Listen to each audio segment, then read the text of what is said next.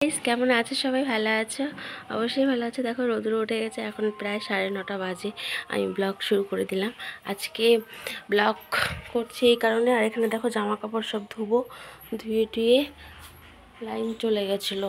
আচ্ছা, লাইন আসলো। তো দেখো আজকে নিরামিষ, শনিবার সানডে, আজকে নিরামিষ। এটা কি বলতো, কিসের ডোগা এটা? এটা কুমড়োর ডোগা। পাঁপড় ভাজা করব, আর সাথে এখানে ডাল সম্বরা দিব। ভাত হয়ে গেছে, 9:30 বাজে। ও ইসে, এটা কি? এটা হলো আমি নিজে ভুলে যাচ্ছি, এটা হলো নিম পাতা ভাজা করব। তো চলো এক এক করে রান্নাটা স্টার্ট করি। তো গাইস দেখো, ডালে 5 ফোড়ন শুকনো লঙ্কা সম্বরা দিয়ে দিয়েছি। এবার ডালটা সম্বরা দিয়ে দেবো। যেহেতু আজকে স্যাটারডে, তাই আজকে নিরামিষ হচ্ছে, নিরামিষ ডাল, মটর ডাল। তো চলো গাইস দেখো, আমার ডালটা সম্বরা দেওয়া হয়ে গেল। তো আমি পুরো জল দিয়েছি ডালটার মধ্যে, কারণ আমার এই গরমে ডাল একদম পাতলা খেতেই ভালো লাগে। আর যত পাতলা খাবে অত শরীর ভালো থাকবে। তো যেহেতু এটা মটর ডাল, তো ঘন হয়েই যাবে। তো একটু ফুটিয়ে আমি তারপরে আমি এটা রান্না করব। গাইস দেখো, আমি তেল দিয়ে দিয়েছি। এবার আমি পাঁপড়টা ছেড়ে দিব। পাঁপড় ভাজা করবো আজকে, অনেকদিন পর পাঁপড় ভাজা হচ্ছে।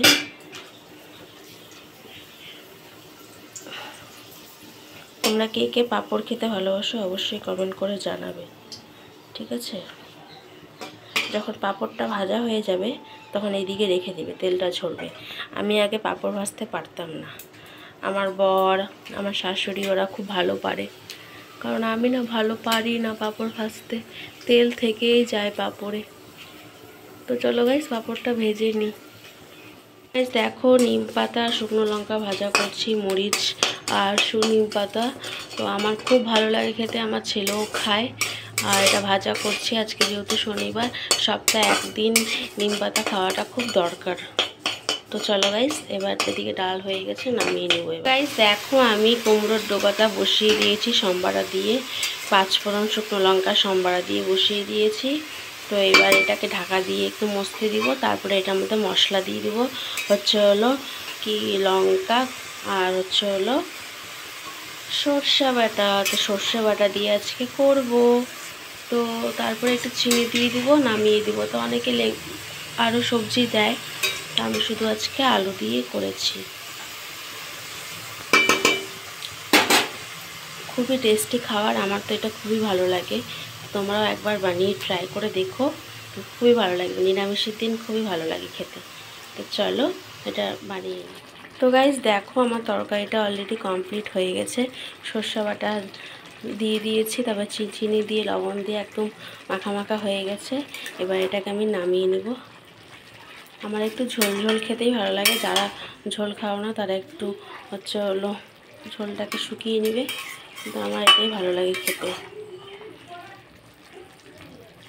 চলো গাইস, ভিডিওটা ভালো লাগলে অবশ্যই লাইক কমেন্ট করো। আর হ্যাঁ, ইউটিউব থেকে দেখে থাকলে অবশ্যই সাবস্ক্রাইব করো, বেল আইকনটা অন করে রাখো, যাতে আমার ভিডিও তাড়াতাড়ি তোমাদের কাছে পৌঁছে যায়। আর হ্যাঁ, আমার ইনস্টা আইডি বাবলি স্পেস 997, সবাই গিয়ে অবশ্যই সাপোর্ট করে এসো, ফলো করে এসো, ঠিক আছে? কলা কেটে নিয়েছি। তো আমগুলো ভাবছিলাম একবার করবো না, একটু একটু বেরাচ্ছিলো, সবই দাগিং মানে মানে পচা। তো আমার ছেলে আবার খুঁজে খুঁজে অনেকগুলো জোগাড় করলো। তো এখন আমগুলো বসাবো। তো আমার কড়াই গরম হয়ে গেছে। তো গাইস, তেল দিয়েছি, 5 ফোড়ন দিয়েছি, শুকনো লঙ্কা দিয়েছি। যারা 5 ফোড়ন না দাও ওরা সর্ষে দিতে পারো। তো সর্ষে দেয় অনেকে। তো এখন আমি আমগুলো ঢেলে দিলাম।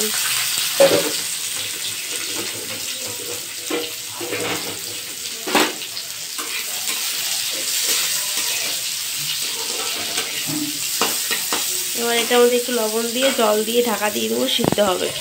তো গাইস দেখো, লবণ হলুদ দিয়ে আমি কষিয়ে একটু জল দিয়ে দিলাম, এটা এখন সিদ্ধ হবে। তারপরে এর মধ্যে দিব কি, তো চলো দেখতে থাকো, বলবো না এখন। তো গাইস দেখো, সিদ্ধ হয়ে গেছে। আর এইবার আমি এটার মধ্যে চিনি দেয়, আমি একটু গুড় গোলা ছিল তাই ভাবলাম গুড় গোলা দিয়ে দিই। গুড় গোলা দিয়ে একদম মানে আচারের মতন করবো। আমরা সিদ্ধ হয়ে গেছে।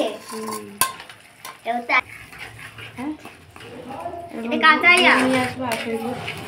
এটা মিষ্টি মধ্যে আমসত্ত্ব